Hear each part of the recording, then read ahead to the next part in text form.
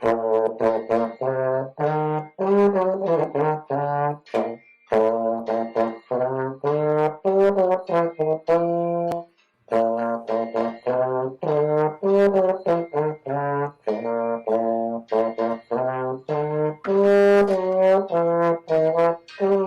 John. Good Good evening, evening, Tyler.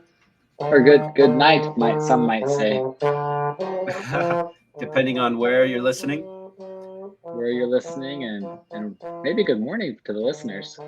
Good Yeah, morning, listeners. I hope you slept well and have a great day today. yeah. On your way to work, or maybe you're coming home from work. Maybe you're out for a run, Maybe or you're at work. Maybe this is maybe work. trying to avoid actually doing work. In which case, or in all cases, we're happy to join you. Spot on. Awesome. Well, good. Well, how you doing today? I'm doing well. How are you? I'm doing just great. Just great.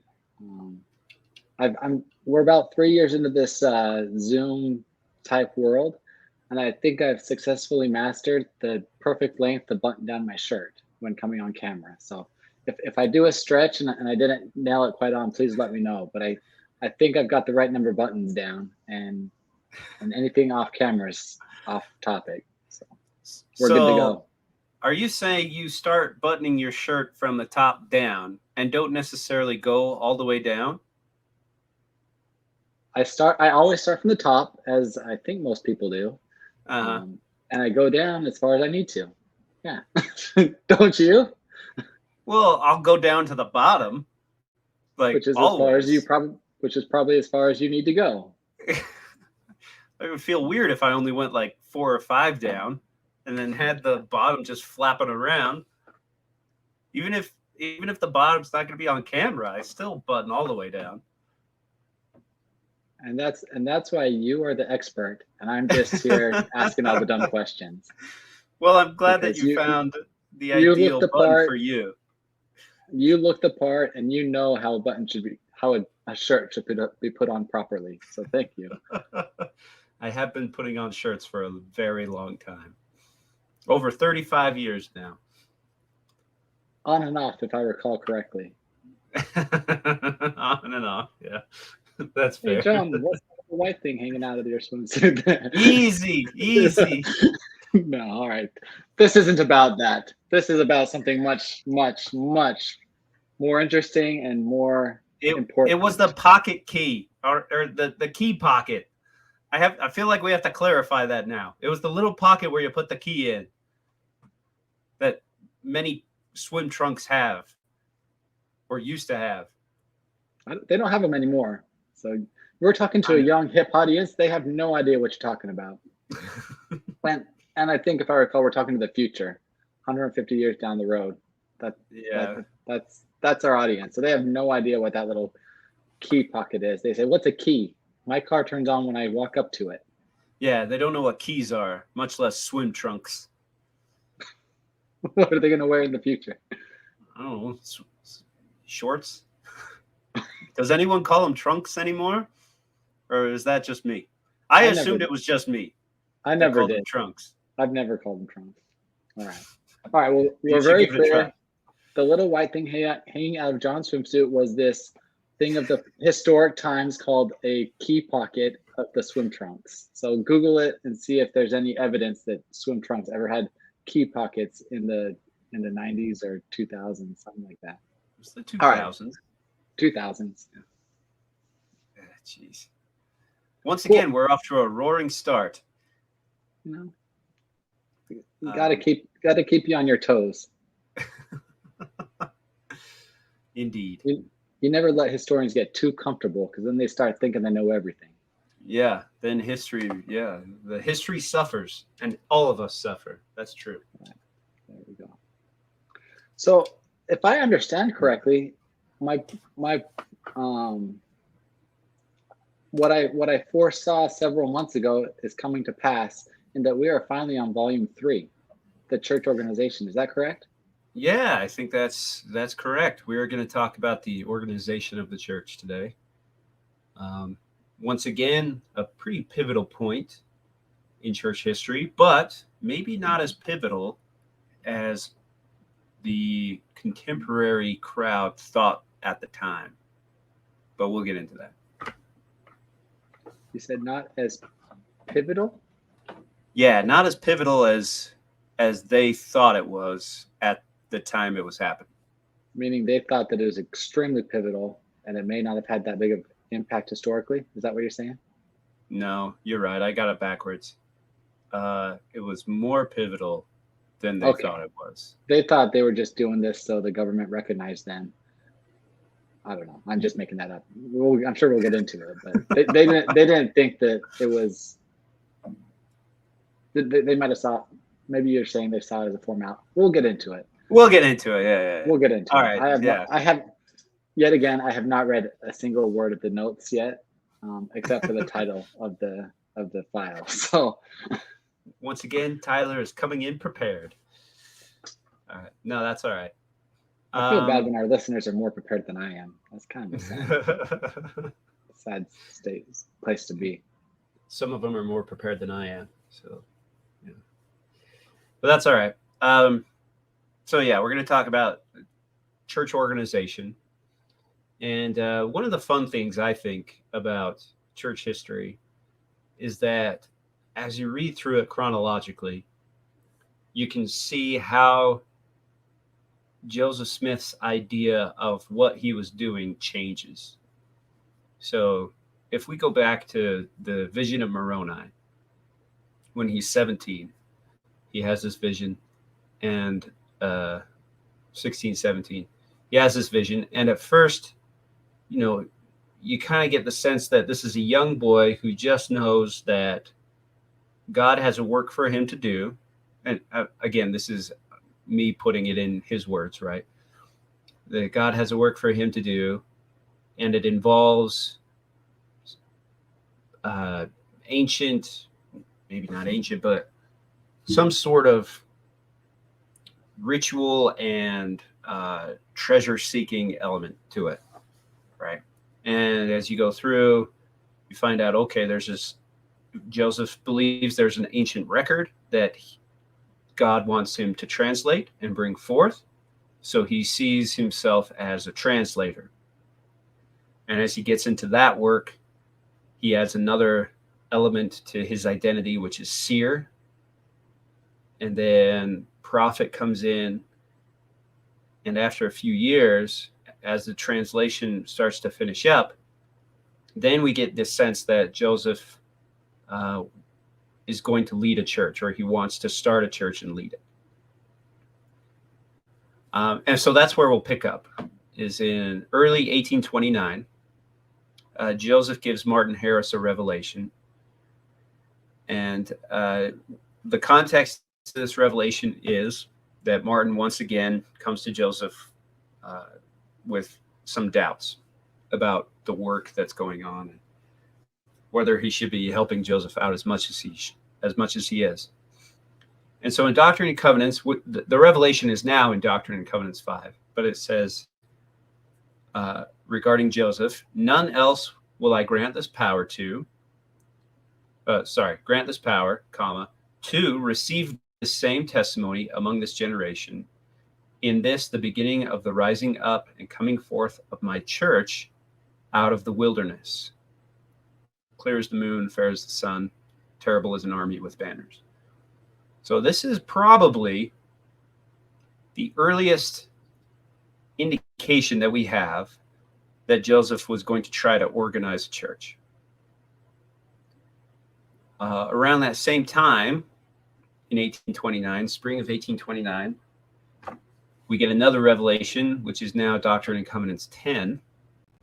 It says, and for this cause have I said, if this generation harden not their hearts, I will establish my church among them.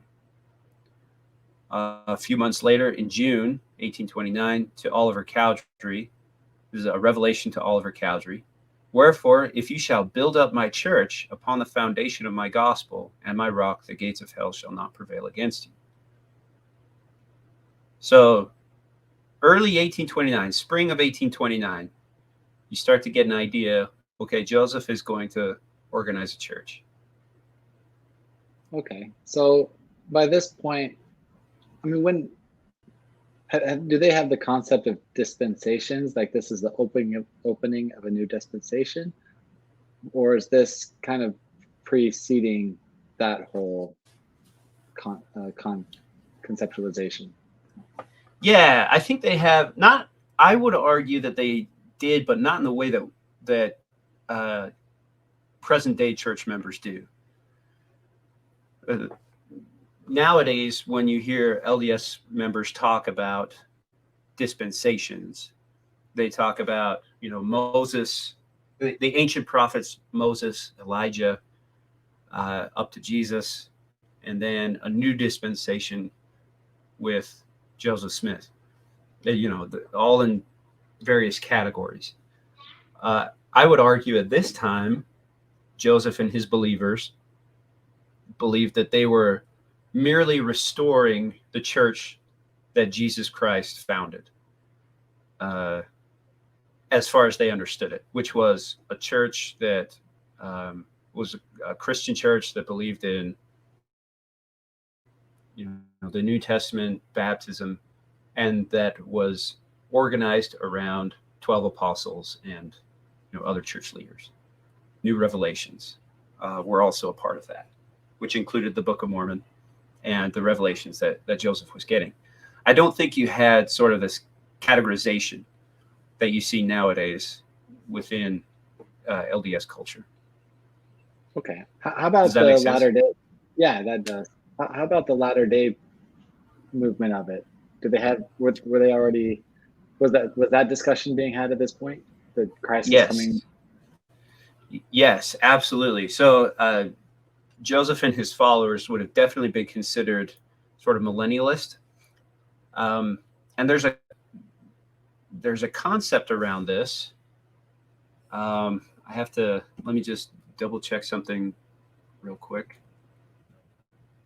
But there's a concept around this where there was sort of a debate within Christianity of when Jesus would come. And there's two parties, essentially. There's the premillennial and the postmillennial. And with the postmillennial, there was this idea that humans, through living the gospel, preaching Christ's teachings, would bring about the millennium themselves. And then Jesus would come. Premillennialism is the opposite. Jesus would come and establish the millennium. Does that make sense? Yeah. I guess I don't even know where does the church stand today on that? Yeah. So Joseph Smith's Mormon tradition is it doesn't fit neatly within either of those two parties, within either of those two arguments. As we'll see in later episodes, Joseph was definitely trying to create a millennialist society in building Zion in Missouri, and then through the United Order and all that kind of stuff. But at the same time, there was an element of Christ could come at any moment and restore everything. Right?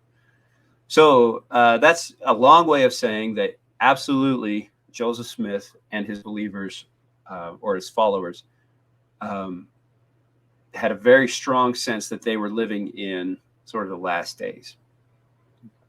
Was there any sense at that time of their actions would bring the millennium sooner or delay the millennium based on transgressions or not being ready? Yeah. This might be a different discussion. If we want to talk about this later, that's fine. Yeah, no, that's all right. We could touch on it a little bit.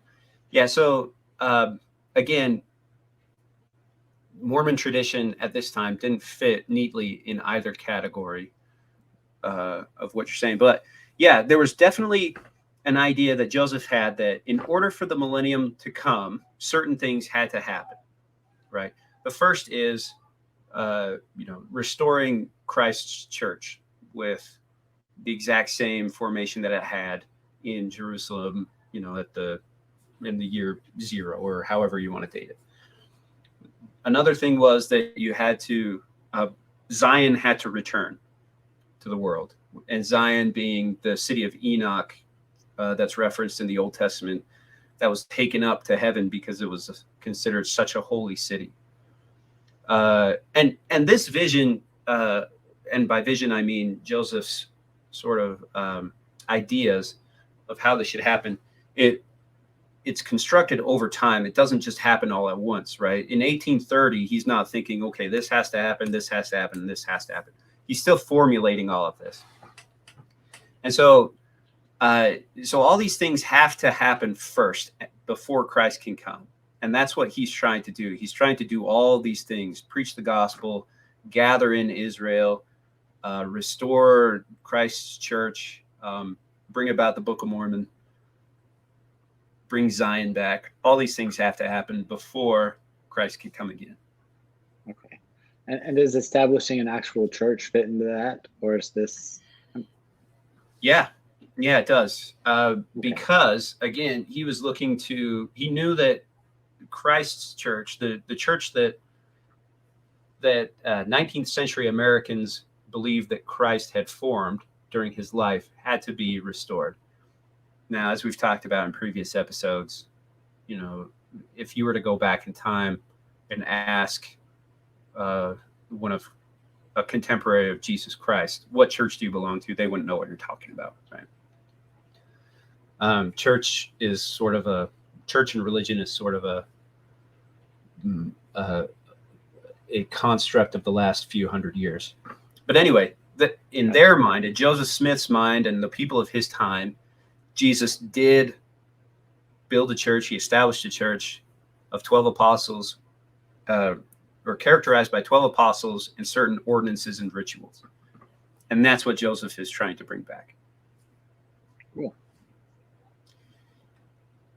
Awesome. So we have a sense that that's what he's trying to do as early as 1829. We also know that in June of 1829, Joseph and Oliver had some idea that they were going to ordain each other as elders, or members of a priesthood, at some point. At that time, they didn't know exactly when. They received a revelation that said that they were supposed to wait until other believers could vote for them to be their spiritual leaders.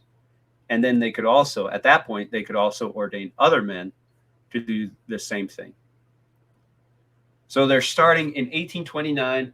They're starting not only to realize that they're going to build a church or establish a church, but they're also realizing what form that church is going to take. Not completely, but they have some sense of what it's going to look like. So far, so good? So far, so great. Awesome. Okay, so according to the church is organized on April 6th, 1830. According to a later source, a post-1830 source, Joseph received a revelation from the Lord that told him exactly when to organize the church. This comes in 1838 or thereabouts, when he's writing his history of the church. He said, "We obtained from him the following by the spirit of prophecy and revelation, which not only gave us much information, but also pointed out to us the precise day upon which, according to his will and commandment, we should proceed to organize his church once again here upon the earth." So you can see there that language there, organize his church once again here upon the earth. Does anything stand out there to you, Tyler?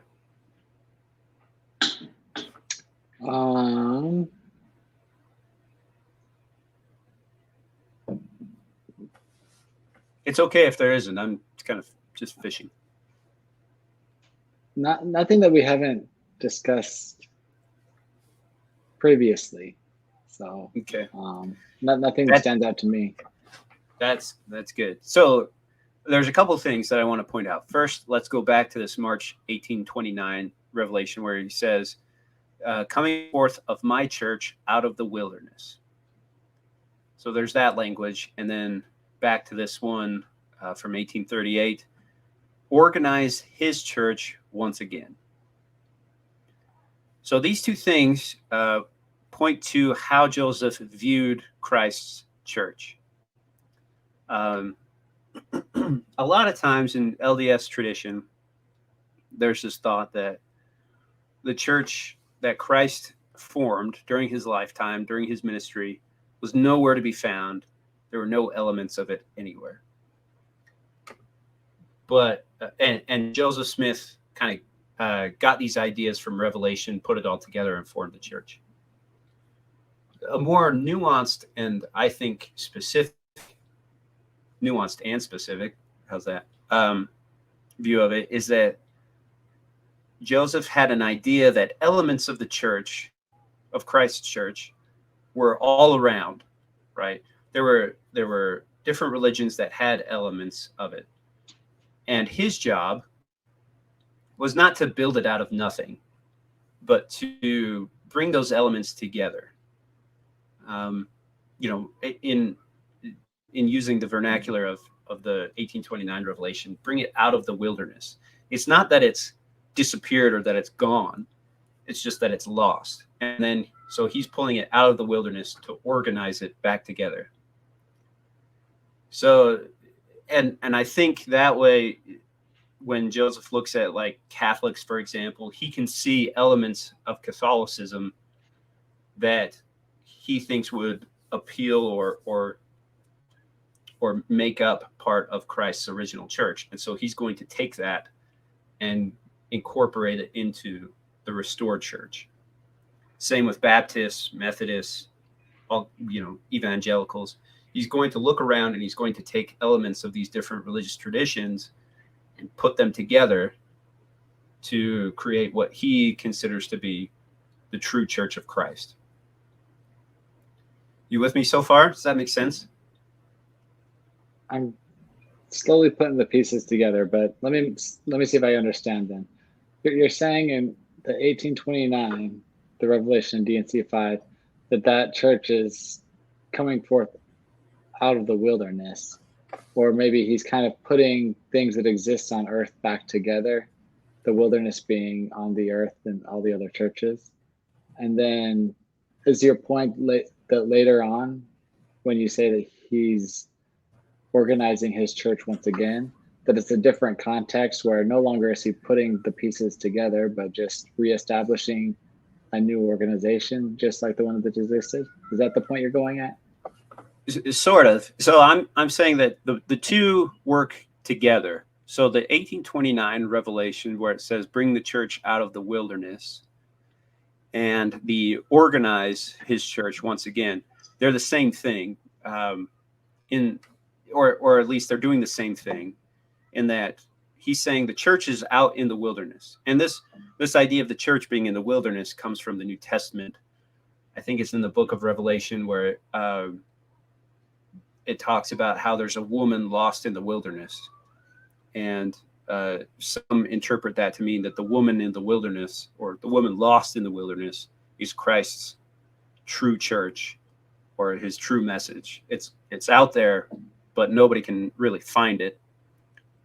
And in Joseph's mind, that church in the wilderness is found in several different traditions and ideas. And so his job is to gather those traditions and ideas and put them together into a cohesive organization that will make up the true church of Christ. Okay, does that clarify it? Yeah. And the point of that, of course, is to kind of correct the idea that the church just didn't exist on the earth. Everyone had nothing, no element of truth to what they were believing in. That wasn't the case in Joseph's mind. Okay. All right. So moving on, April 6th is the day of 1830. Now, there's some ideas as to why April 6th was chosen as the specific day to organize the church. Contemporary, or at least LDS tradition says that it was organized. April 6th is a sacred day in the history of the world because it could have been Christ's actual birthday. And so that's when the Lord said, "Oh, it has to be organized on this day." That's the tradition. There's all. Oh, go ahead. Do we know where the origin of that tradition is? Because that's what I've always heard and been taught. There is some. I tried to dig into this, and I probably should have done it a little bit more. But there was an idea that, or some reference somewhere, that April 6th was revealed as Christ's birthday to Joseph Smith at some point. But I haven't been able to nail down a specific instance of when that is. I'm not saying that that's not out there. It definitely could be. I just couldn't find it as I was preparing for this episode. So that could be some homework, I guess. I could look into some more. Okay. Yeah, I always thought there was some revelation or something that said that, but I guess not. Yeah, there's not an obvious one that, like a specific section in Doctrine and Covenants that says Jesus was born on April 6th in the year 0, but yeah, it's something that I can look into. But also, if we go back to Joseph's kind of the magical world that he lived in, apparently April 6th had some significance within that world. There was sort of a folklorish belief that April was always, the 6th of April was a beneficial day to transact business or to do important business. And that appears in a couple of publications that were around during Joseph Smith's time. Also, Michael Quinn posited that maybe he picked April 6th because that's when Jupiter, the planet Jupiter, was in some kind of alignment with the sun.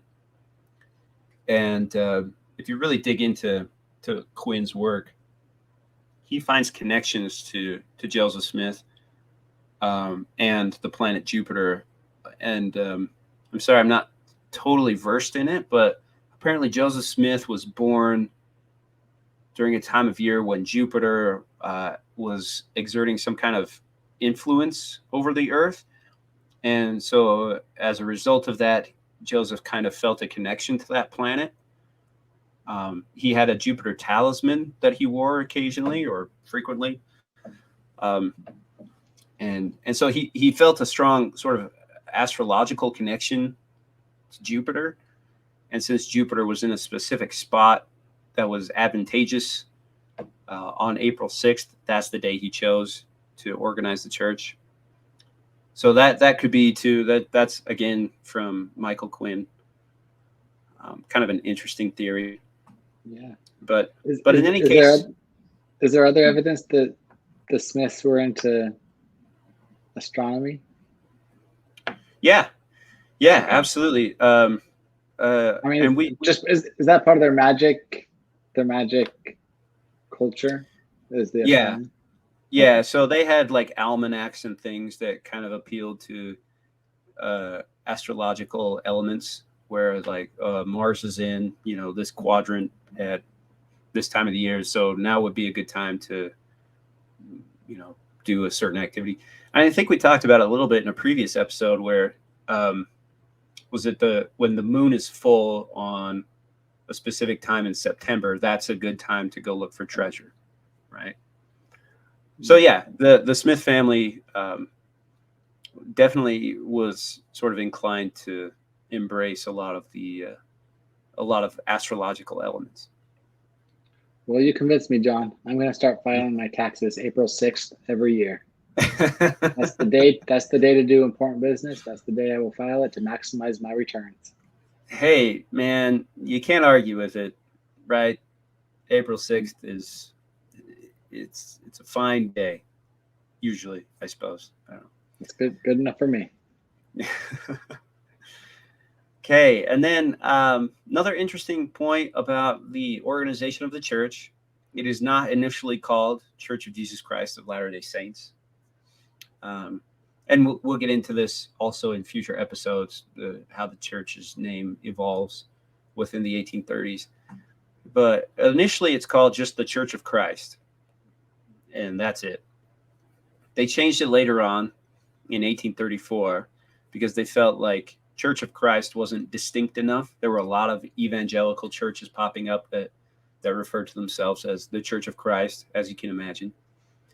And then in 1834, when they changed it, there are some theories that say that Sidney Rigdon pushed for that change because he felt like Church of Christ didn't emphasize the millennial view that Latter-day Saints had at the time. So this goes back to your question earlier, right?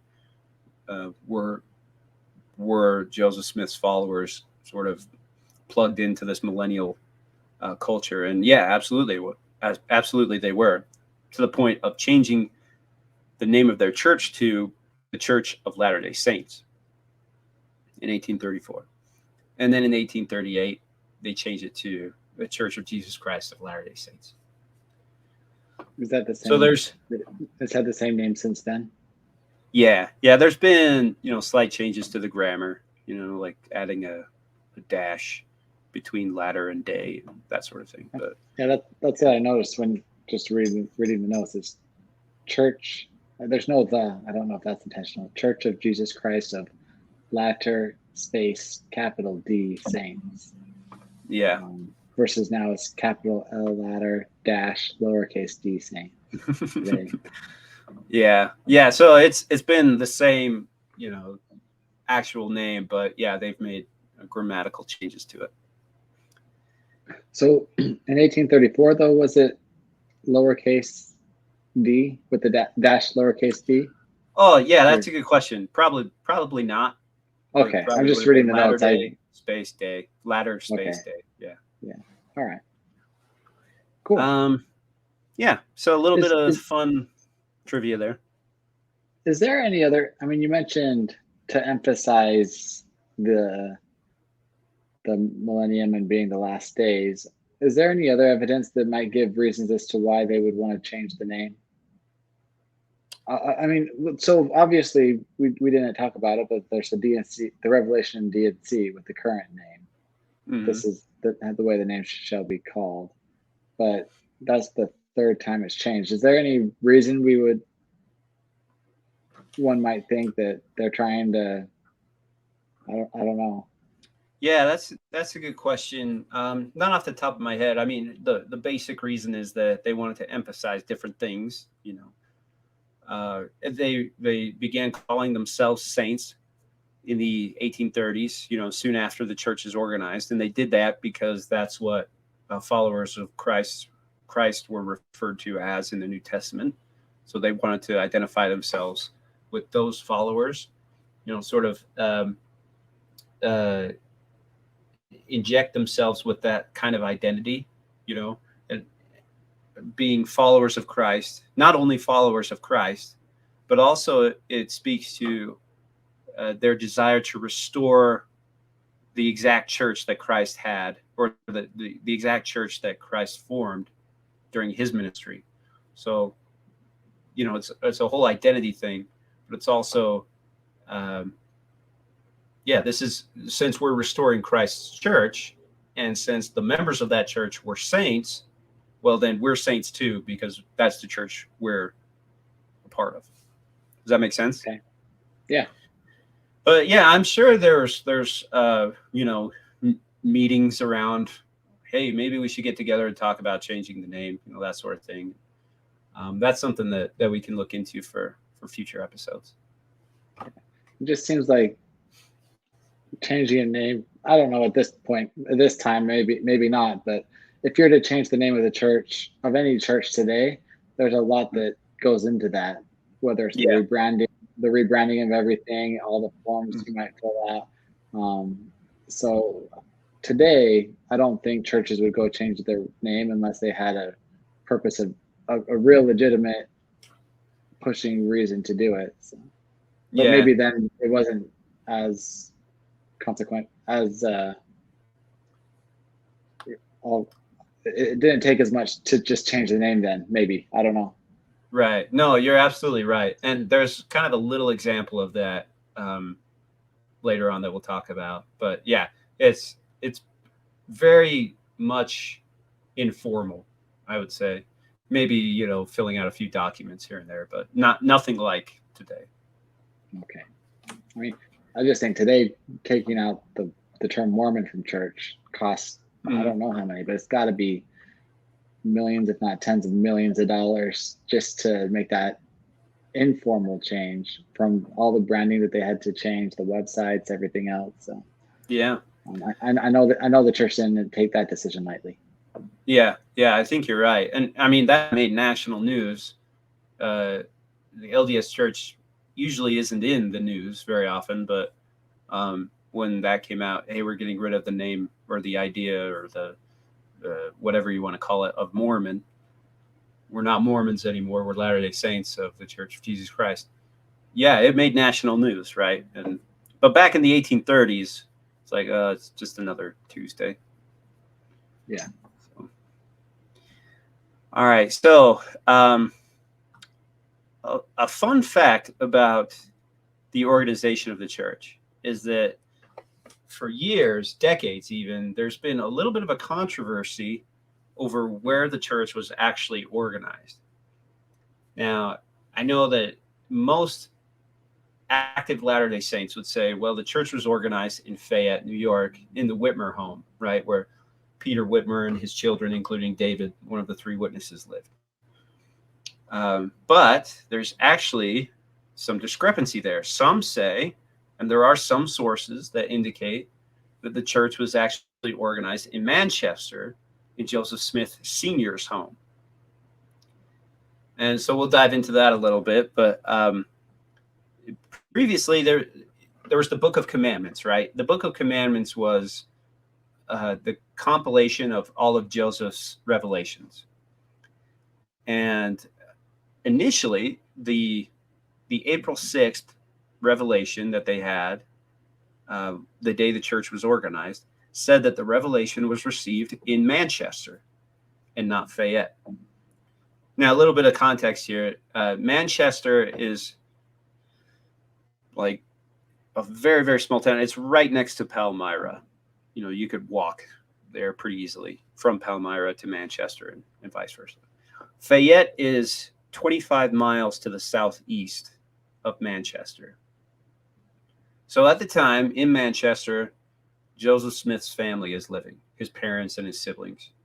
In Fayette, the Whitmer family is there, and that's where Joseph finished the translation. Joseph and Oliver finished it in Fayette. So they're 25 miles apart.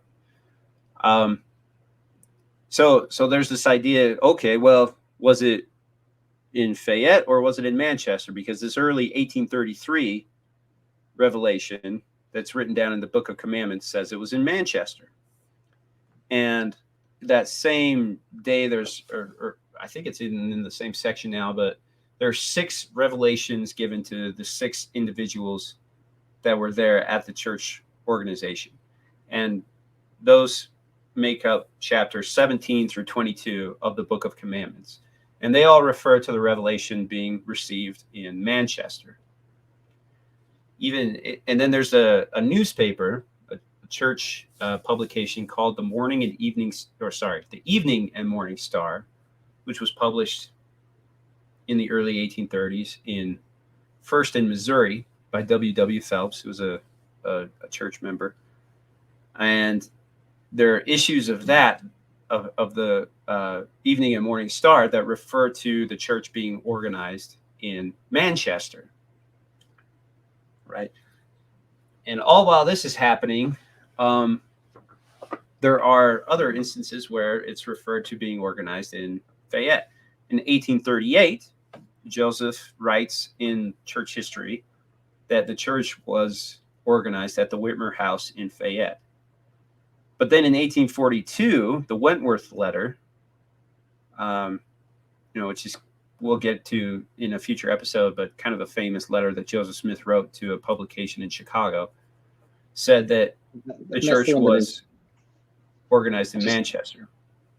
And the context, that's where the Articles of Faith were first written, right? Exactly. Yeah. Not too much tension, but it's an important letter to say the least. Yeah. Yeah.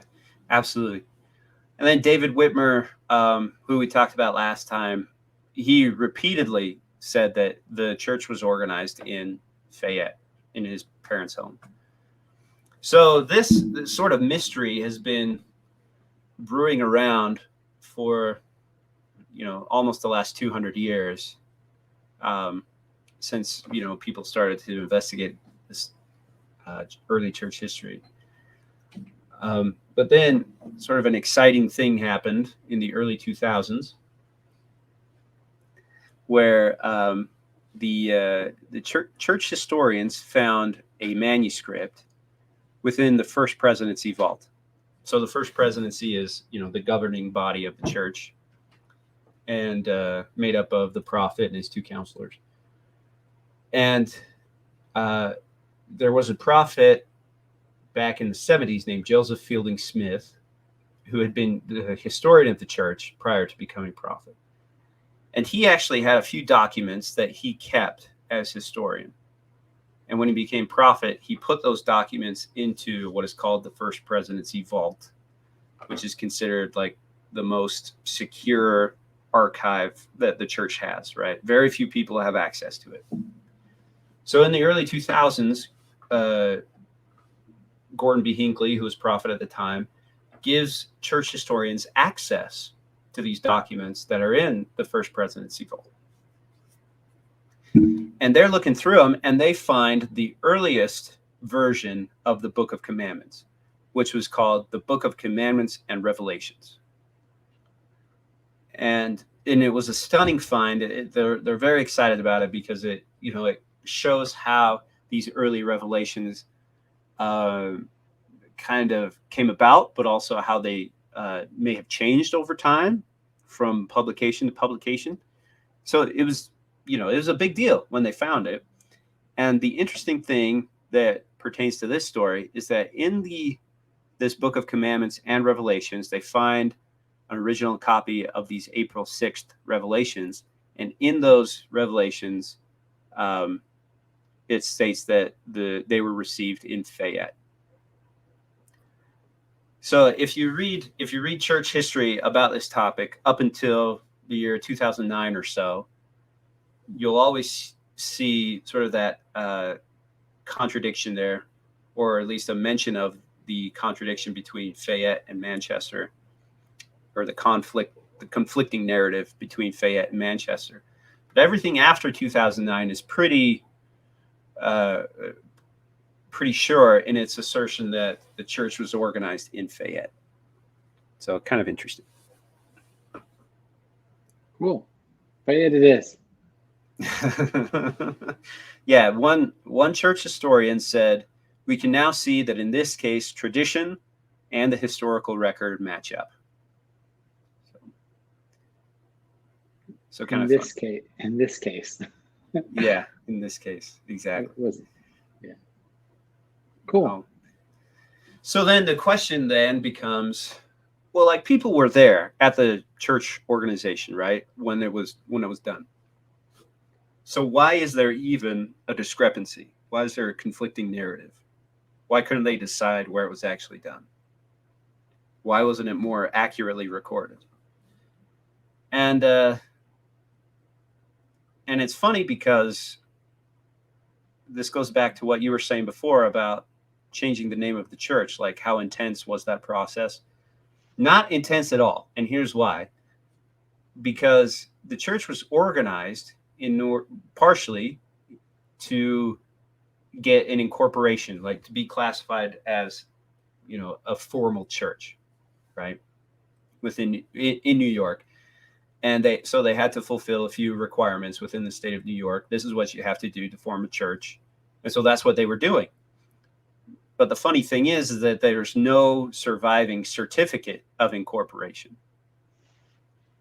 So either they didn't bother to fill one out, or it's lost, or it's, so you could see just from that idea that this whole thing, while it was important and, significant in a lot of ways, the practical aspect of it, like, well, we need to do this to to fulfill a regulation was kind of thrown out the window.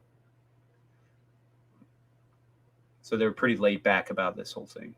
And so because there's no certificate of incorporation, that meeting on April 6th, all the information that we have about it is based completely off of witnesses and memoirs, recollections from years past. So that it kind of explains why there isn't a more sure record of it. And then also in the early days of the church, it's not like, as the church grows older, there becomes more of an emphasis on recording everything, being very meticulous about writing their history. That didn't exist in 1830. They just didn't know that would be important to do. And then also another possibility is that they didn't recognize the immensity of what they were doing. And this goes back to what we were talking about at the beginning of this episode. This was a very pivotal moment in the history of the church. And it's possible just at this time, nobody wrote it down because they didn't think it was that immense. They didn't think it was that important. It goes back to, this is a formality that we have to do in order to fulfill some sort of New York State law. At least go ahead. I'm sorry. When you said that there's no New York certificate of incorporation or anything, you were going into that everything we have is off of just witnesses and memoirs. I was curious for you if you were going to go and say, since there's no certificate of incorporation, the church still does not exist. I think we're past that. Yeah, that would be kind of funny, though, I guess, in a really kind of dark way. I think a lot of people might be pretty disappointed about that.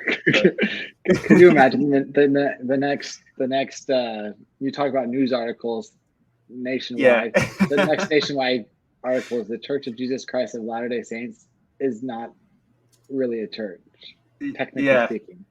Yeah, does not exist. Does not exist would be my headline. The church does not exist. And it owes a century or more of back taxes. Oh boy!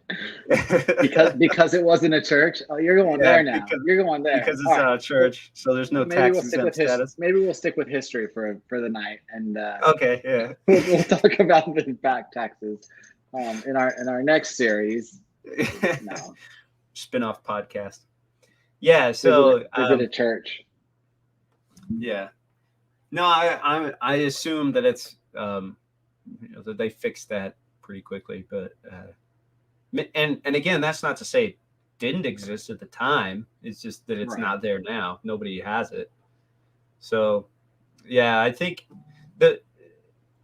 think that the people in that meeting, Joseph Smith, Oliver Cowdery, those closest to them who were in that meeting, knew that this was a big deal. That this was, them fulfilling a prophecy that Jesus Christ's church was coming back to earth. I think they were very sincere in that aspect of it. But also the lack of documentation. I mean, I can't help but feel like they didn't take that aspect of it, the practical aspect of it, very seriously. Does that make sense? Yeah. Which is the exact opposite of today, right? Where everything gets written down, everything's recorded. Well, even later in his life, everything was written down. This is is pretty. I think of how much I write down in my life, and it's very little. So I can't blame them. Right. Yeah. I can't blame them. And also, it could speak to larger pictures here. The first being that it shows how the church evolved over time, especially how quickly it evolved in these early years. I mean, this was a period of rapid change and growth. I think sometimes Mormons today think, or members of the church think that, well, the church has always sort of been the same. The underlying themes have always been there. And there's some truth to that. But also, I think the church in the early 1830s would look very, very different than what it looks like today.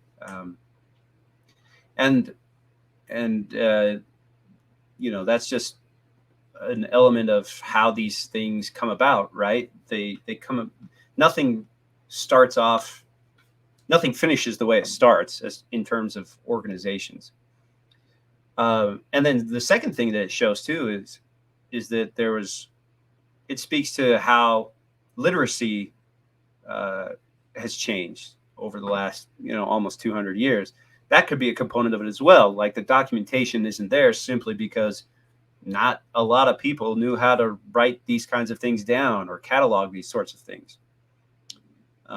So anyway, yeah, there's a lot of things you can pick out from what happened on April 6th, 1830. So do you want to hear about the actual meeting?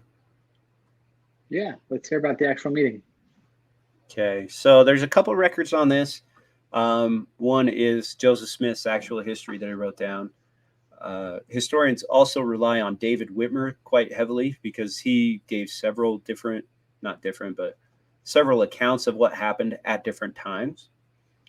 So they open the meeting with a prayer, then they proceed to, with the meeting.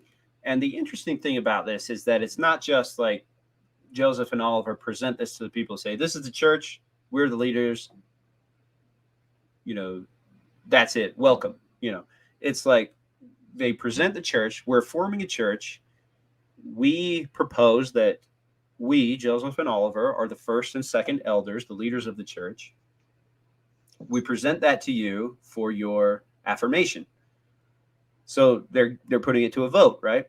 And everyone there consents. They all vote aye or yay or whatever. So that's kind of an interesting element to it. There's sort of a democratic component to what they were doing.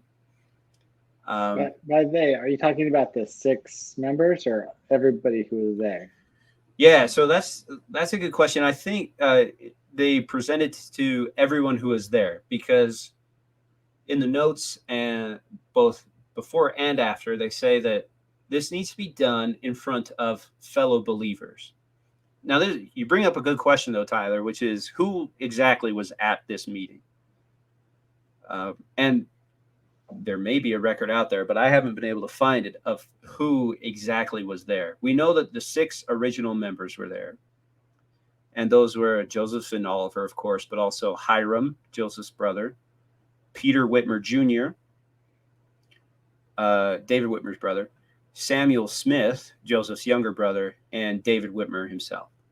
Those are the original 6. And then beyond that, we know, according to David Whitmer, there were 40 to 50 other people.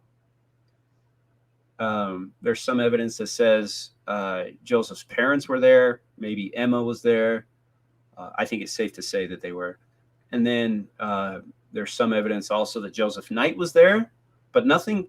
There's like nothing specific. There wasn't a roll taken, where everybody signs their names to, oh, I was there. Again, it goes back to the lack of documentation of what actually happened in the meeting. But to your original question,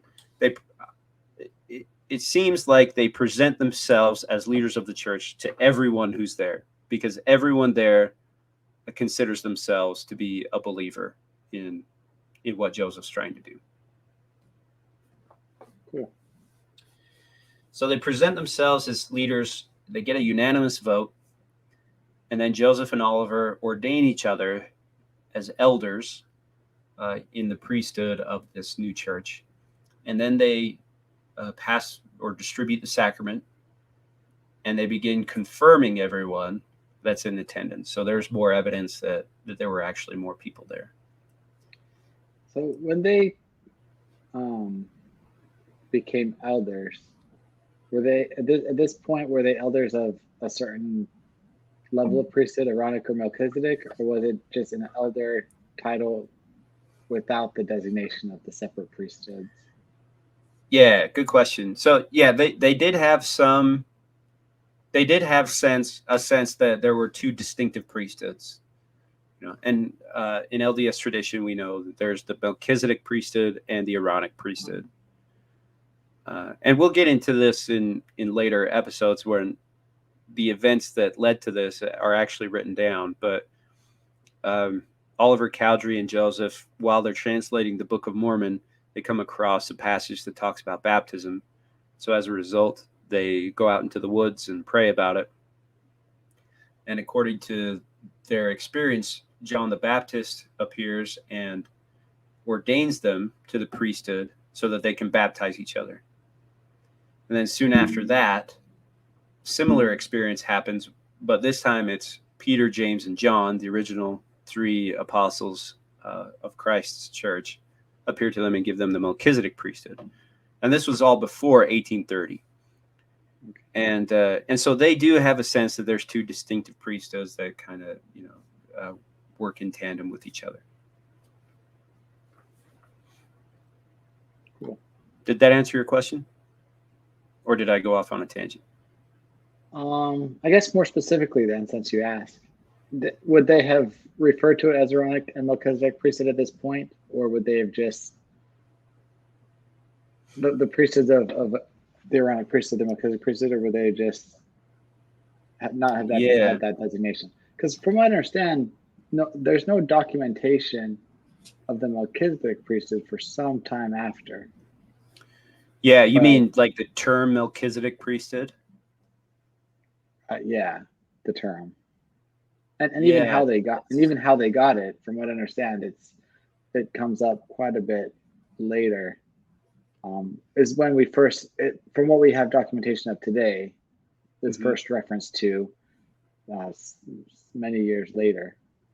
And so I just wonder if at this point, is that something that they would have understood, or is it just less? Yeah, that's a good question. I think you're correct. I'm thinking that you're right. There was the lesser and the higher priesthood is what they initially called them. And then there was a revelation later on that said that the higher priesthood is called the priesthood of Melchizedek because Melchizedek of the Old Testament was a great priest. And the Aaronic priesthood, same thing. It's named after the brother of Moses. So I think you're right, but I'll have to double check that. Okay. Yeah. So the specifics of it, I'm not quite sure on, like, and by the specifics, I mean the exact terms that they used, like elder. Where did that come from? I'm not sure on those, so I'll have to check that. But they had a concept that they were ordained to the higher priesthood. Exactly. Yeah. Yeah. So I think the difference between what happened with their experience in the woods with Peter, James, and John, they were sort of ordained into the priesthood. And then on April 6th, 1830, they were ordained specifically to be elders and leaders of the church. Gotcha. And they couldn't become elders without the consent of their followers. Which is still tradition today. Yeah, it kind of is, yeah. Mm-hmm. They always sustain anyone becoming an elder in the stake. Right. Yep. So then they say, after that, the Holy Ghost was poured out to us to a very great degree. Some prophesied, whilst we all praised the Lord and rejoiced exceedingly. Again, we know the original 6. It's a very close-knit group, right? Joseph, his 2 brothers, David Whitmer, his brother, and Oliver Cowdery, who was very good friends with the Whitmers, and he actually married one of the Whitmer girls, so he's kind of in the family too. And yeah, that's during the meeting. There was a revelation that came out that's currently Doctrine and Covenants 21. And and I think this leads nicely into this whole next section that we're going to talk about, Volume 3. Because in this section, in this revelation, it says, "Thou shalt be called a seer," they're talking about Joseph. "Thou shalt be called a seer, a translator, a prophet, an apostle of Jesus Christ, an elder of the church, through the will of God the Father." And then it goes on to say, "Wherefore, meaning the church, thou shalt give heed unto all his words and commands, which he shall give unto you. For his words ye shall receive as if from mine own mouth." So this April 6th revelation is very significant, I think, because it sets Joseph up as the exact leader of the church, not just like a guy they voted for, but a guy who speaks, a leader who speaks on behalf of God himself. And again, like I said, I think that leads us pretty well into the next section that we're going to be talking about. Awesome. So this is the transition from Joseph the translator to Joseph the prophet. Then is that a good Yeah. summary? Yeah. Yep. I think so. Cool. Well, thanks. This is awesome. I had no idea there was so much controversy as to where the church was restored or Yeah. organized, I should say. Yeah, and it's kind of funny when you look at these writings about it. People writing about where it was organized. At first it's kind of pretty vicious, not super vicious, but like, oh, this guy's wrong or whatever. It was definitely in Manchester. But then as you go through in later years, it's kind of like, does it really matter where the church was organized? Probably not. They're 25 miles apart. So I do know that some people, most people who dig into this stuff, they get so either locked in or persuaded by a single source. Whatever position they're taking, they're so locked in by a single source, and they're like, "Well, this is proof that what I'm saying it has credibility." Seeing this was something that really, I don't think anyone had. I don't know. Maybe I could be wrong, but I can't think of any reason why someone would intentionally mislead the location of this. Sometimes history is just messy because of memory, because of how things are in. There's no malintent. There's no hiding anything. It's just when you're looking at something 100, 200 years later, you don't have things are messy in history. Not good, bad, but I'm kind of indifferent toward it. But just is a good. It's a good one where I think no one really cares what city it was, but it does show that, hey, there's conflicting examples, and it's not someone trying to be malicious either. It's just what we have evidence of. Yeah. And I should say, I mean, there were some people who said no, it was Manchester because the Smith family they said it was in Fayette so that they could avoid creditors and that sort of thing. And those arguments kind of fell by the wayside, as the years passed.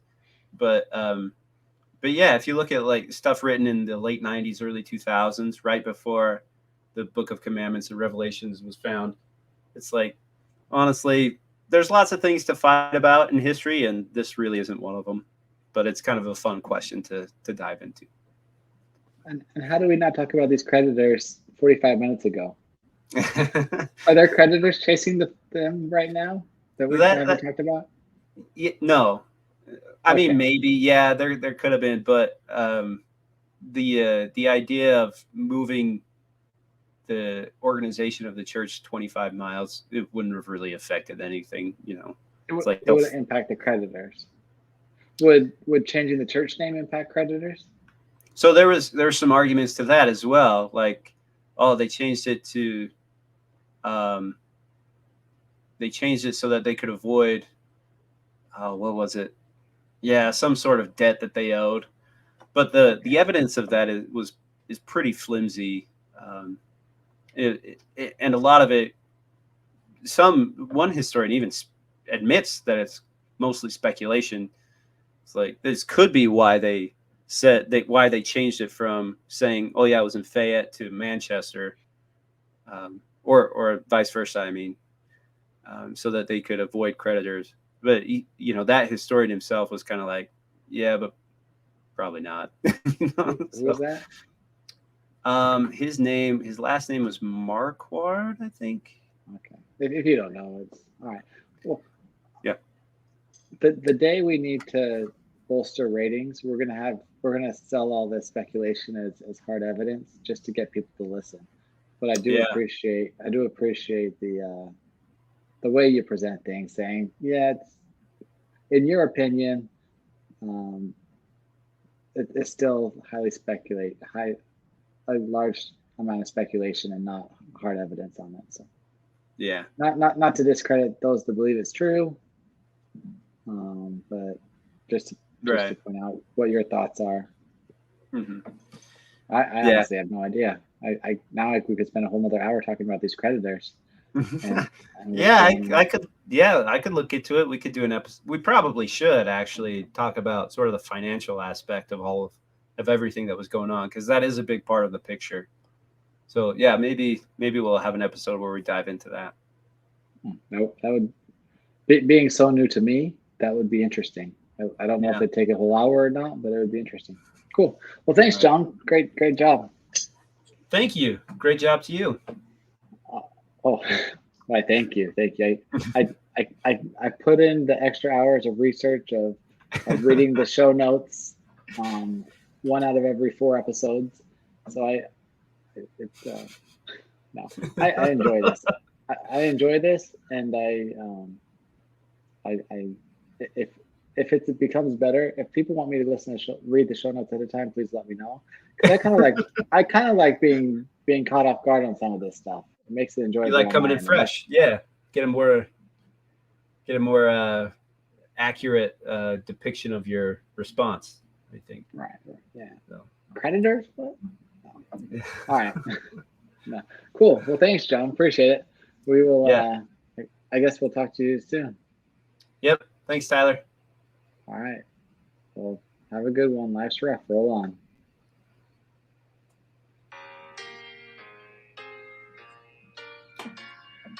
I